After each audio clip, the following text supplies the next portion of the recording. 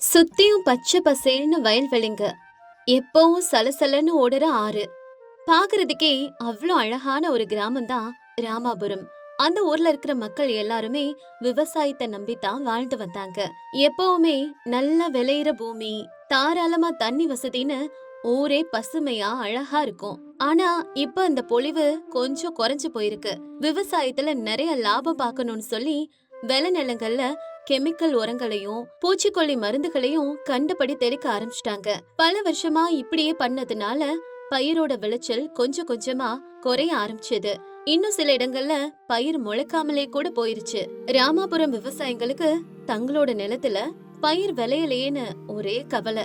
உண்மையா அங்க என்னதான் நடக்குதுன்னு தெரிஞ்சுக்க கவர்மெண்ட் அதிகாரிகளை வர வச்சு அவங்களோட நிலத்தெல்லாம் டெஸ்ட் பண்ணாங்க.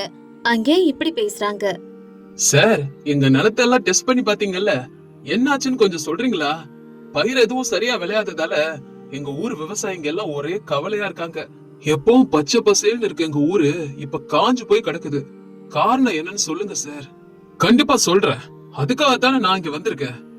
அப்ப அந்த ஊர்ல இருக்க ஒரு பாட்டி இங்க என்ன நடக்குதுன்னு தெரிஞ்சுக்கலான்னு அந்த இடத்துக்கு வந்து சேர்றாங்க.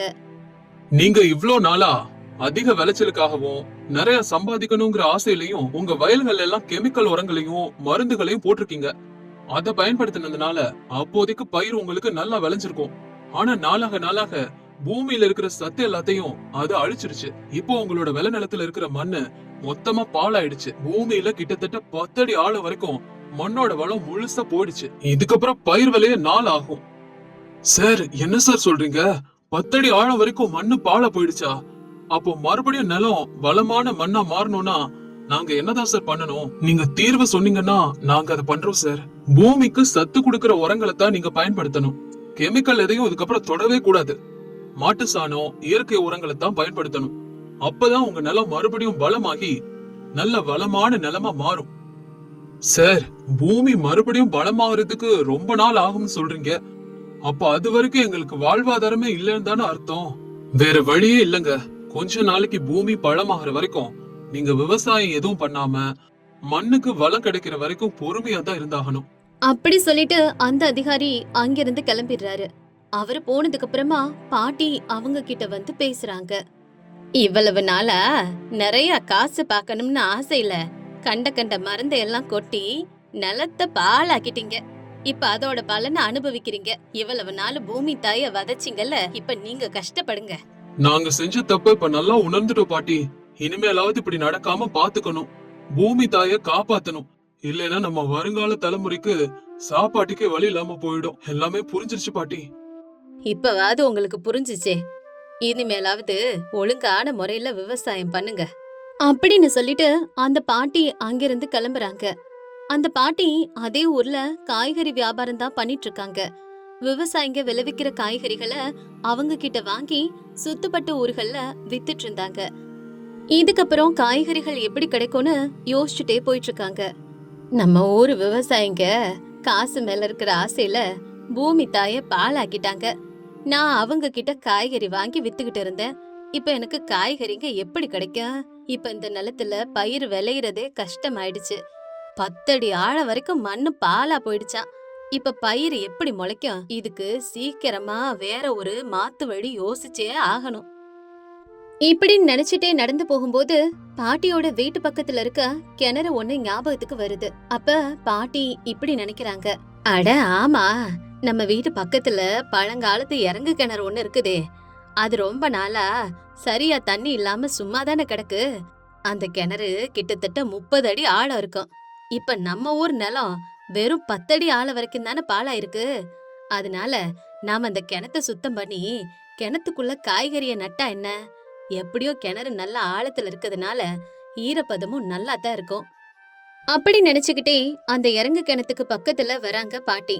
அது ரொம்ப பழசான கிணறு, நல்லா பெருசாவும் இருக்கும். கிணத்துக்குள்ள இறங்குறதுக்கு சுவத்திலே படிகள் கூட இருக்கு. கையில ஒரு கம்ப புடிச்சுக்கிட்டு கிணத்துக்குள்ள இறங்குறாங்க. கிணத்தை சுத்தி முளைச்சிருந்த வீணான செடிகளை எல்லாம் கிளீன் பண்ணிட்டு தரைய பாக்குறாங்க. தரை முழுக்க நல்ல ஈரமா இருக்குது. இங்க செடி நட்டா நல்லா வளரும்னு அவங்களுக்கு தோணுது. அடுத்த நாளே பலவிதமான காய்கறி விதைகளை எடுத்துட்டு வந்து அங்க நடுறாங்க. தரம் முழுக்க நல்ல ஈரப்பதமா இருந்ததுனால செடிங்க உடனே வளர ஆரம்பிக்குது. கடவுள் புண்ணியத்துல செடிங்க எல்லாம் ரொம்ப வேகமா வளர்ந்துட்டு வருது. ஊர்ல நிறைய பேரு காய்கறி இல்லாம கஷ்டப்பட்டுட்டு இருக்காங்க. வேற ஊருங்களுக்கு போய் காய்கறி வாங்கிட்டு வராங்க. நான் நட்ட செடிங்க நல்ல காய் காய்ச்சதுன்னா ஊருக்காரங்க எங்கேயும் அலைய வேணாம் அப்படின்னு யோசிச்சுட்டு இருக்காங்க. கொஞ்ச நாள்லயே செடிங்கெல்லாம் வளர்ந்து காய்கறிங்க காய்க்க ஆரம்பிச்சிருச்சு. முதல் நாள் கொஞ்சம் காய்கறிகளை பறிச்சுட்டு கிணத்துல இருந்து படி வழியா மேல வராங்க. வயசான காரணத்தினால பாட்டிக்கு இப்ப மூச்சு வாங்குது. யோசனை பண்ணி கிணத்துக்குள்ளே செடிகளை வளர்த்துட்டேன். ஆனா அதை பறிச்சுக்கிட்டு மேல வர்றதுக்குள்ள என் பிராணமே போயிடுது. இதை யோசிக்காம விட்டுட்டனே. அப்படி சொல்லிட்டு கொஞ்ச நேரம் ரெஸ்ட் எடுத்துட்டு தான் பறிச்ச காய்கறிகளை எடுத்துக்கிட்டு ஊருக்குள்ள விக்கிறதுக்காக போறாங்க. பாட்டி காய்கறிகளை எடுத்துட்டு வரது பார்த்த ஊர் ஜனங்க எல்லாரும் அவரையே ஆச்சரியமா பாக்குறாங்க. அங்க வர விவசாயி ராமையா இப்படி கேக்குறாரு. பாட்டி, உனக்கு இந்த காய்கறிங்க எல்லாம் எங்க இருந்து கிடைச்சது? நீ எப்பவும் என் தோட்டத்துல தானே காய்கறி வாங்குவ. இப்ப எங்க நிலத்துலதான் பயிரே விளையலையே பாட்டி. அப்புறம் இப்படி இந்த காய்கறி எல்லாம் எங்க இருந்து கொண்டு வர? அங்கிருந்த சீனையாவும் பாட்டி கிட்ட இத பத்தி கேக்குறாரு. அதுதானே, எப்படி பாட்டி உனக்கு காய்கறிகள் எல்லாம் கிடைச்சது? வெளியூர்ல எங்கேயோ போய் வாங்கிட்டு விக்கிறதுக்காக இவ்வளவு தூரம் சுமந்துகிட்டு வந்தியா? ஏன் பாட்டி இவ்வளவு கஷ்டப்படுற? நான் ஒன்னும் விக்கிறதுக்காக வெளியூர்ல போய் காய்கறிகளை வாங்கிட்டு வரலப்பா. இதெல்லாம் நான் என் கையால விதைச்ச பயிருங்க, என் தோட்டத்துல விளைஞ்சது. என்ன பாட்டி சொல்ற? இந்த காய்கறி எல்லாம் நீயே தோட்டம் போட்டு விளைவிச்சியா? நம்ம ஊர்ல பயிரே விளையாதுன்னு கவர்மெண்ட் அதிகாரிங்க சொல்லிட்டு போயிட்டாங்களே, அப்புறம் நீ எப்படி பாட்டி விளைவிச்ச? மனசு இருந்தா மார்க்கம் உண்டுப்பா. செய்யணும்னு பிடிவாதமா இருந்தா எதையும் சாதிக்கலாம். இதே நம்பிக்கையோட தான் நானும் காய்கறி விளைவிக்கணும்னு நினைச்சு செஞ்சேன். நம்ம ஊர் மண்ணு பயிர் விளையறதுக்கு ஏத்த இடம் இல்லைன்னு சொல்லிட்டாங்கல்ல, அப்புறம் எப்படி பாட்டி இத்தனை வகை வகையான காய்கறியை விளைவிச்ச? அந்த ரகசியம் என்னன்னு நீ சொன்னா நாங்களும் கொஞ்சம் முயற்சி பண்ணுவோம்ல. நம்ம ஊரு மண்ணுல 10 அடி ஆழ வரைக்கும் நம்ம போட்ட கெமிக்கல் மருந்துகளால மண்ணு பாலா போயிடுச்சு. ஆனா நான் 30 அடி ஆழத்துல பயிர் செய்யறேன். அதனாலதான் இந்த காய்கறிங்க எல்லாம் அவ்வளவு சூப்பரா வளர்ந்துருக்கு. 30 அடி ஆழமா? என்ன பாட்டி, கிணறு எதுவும் தோண்டி அதுக்குள்ள விவசாயம் பண்றியா என்ன? ராமையா அப்படி கிண்டலா சொல்ல இத கேட்ட சீனையா சிரிக்க பாட்டியும் சிரிச்சுக்கிட்டே இப்படி சொல்றாங்க. ஆமாப்பா, உண்மைதான். என் வீட்டு பக்கத்துல இருக்க பழைய கிணத்துக்குள்ளதான் நான் காய்கறி தோட்டத்தையே வளர்க்கறேன். இத கேட்டு ஆச்சரியமான சீனையா இப்படி கேக்குறாரு. என்ன பாட்டி சொல்ற? கிணத்துக்குள்ள தோட்டம் போட்டிருக்கியா? ஆச்சரியமா இருக்கு. இப்படி ஆச்சரியமா கேக்குறாரு.